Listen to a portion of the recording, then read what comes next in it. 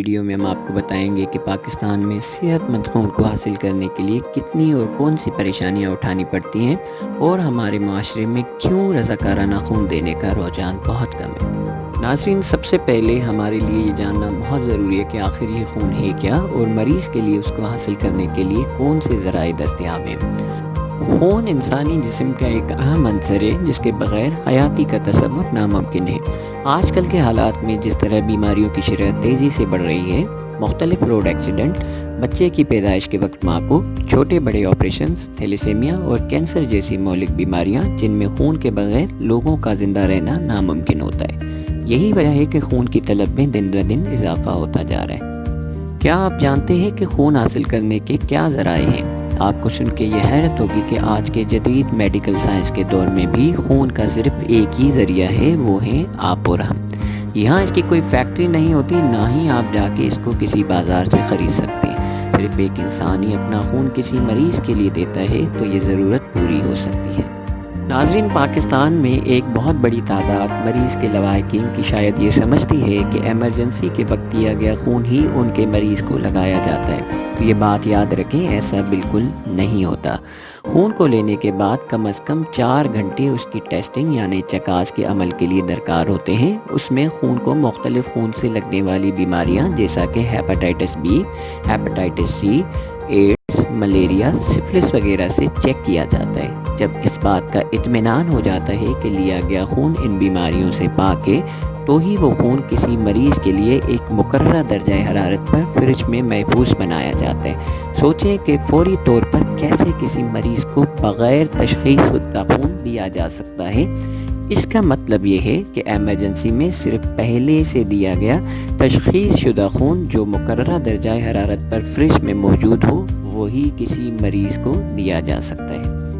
لیکن کیا آپ نے سوچا کہ خون کی یہ قلت جو کہ اس وقت پاکستان کا بہت بڑا مسئلہ بن چکی ہے، یہ سب کچھ مغربی ممالک بشمول مسلم ممالک جیسا کہ ایران، ملیشیا، ترکی، UAE اور دوسرے ترقی یافتہ ممالک میں کیوں نہیں ہوتی، جبکہ ان کے ہاں بھی قلت اتنی ہی ہے؟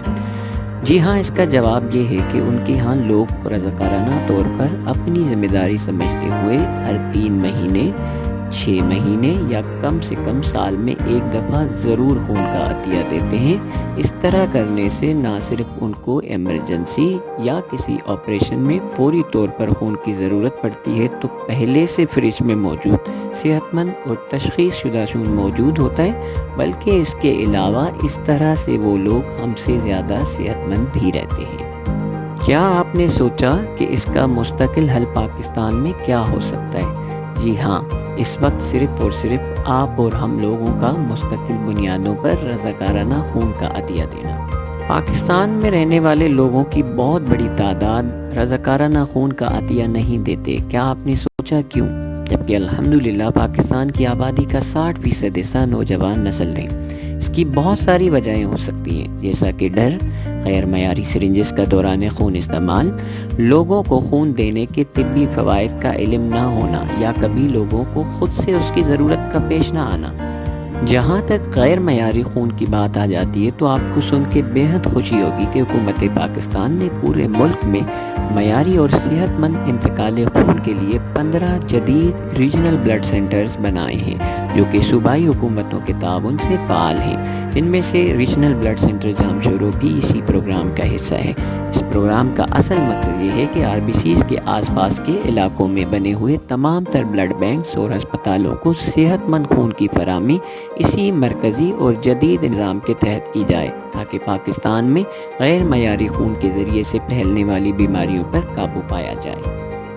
ناظرین، اس وقت پاکستان میں تمام تر ہسپتالوں اور بلڈ بینکس میں خون کی دستیابی بہت بڑا سوالیہ نشان ہے، جس کی وجہ لوگوں کا رضاکارانہ خون کا عطیہ نہ دینا ہے۔ تو آئیں آج ہی سے ہم یہ عہد کریں کہ اگر ہم سال میں 3 دفعہ نہیں تو کم سے کم 1 دفعہ رضاکارانہ خون کا عطیہ دے کر حکومت کے بنائے گئے اسی جدید نظام کے ریجنل بلڈ سینٹرز کو کامیاب بنائیں۔ یاد رکھیں، خون کی ضرورت کل آپ یا آپ کے کسی پیارے کو بھی پڑ سکتی ہے۔ اگر آپ کو یہ ویڈیو اچھی لگی تو اس کو صدقہ جاریہ سمجھ کر ضرور شیئر کریں۔ ہو سکتا ہے آپ کی چھوٹی سی کاوش کسی کی زندگی میں بے تحاشا اضافہ کر سکتی ہے۔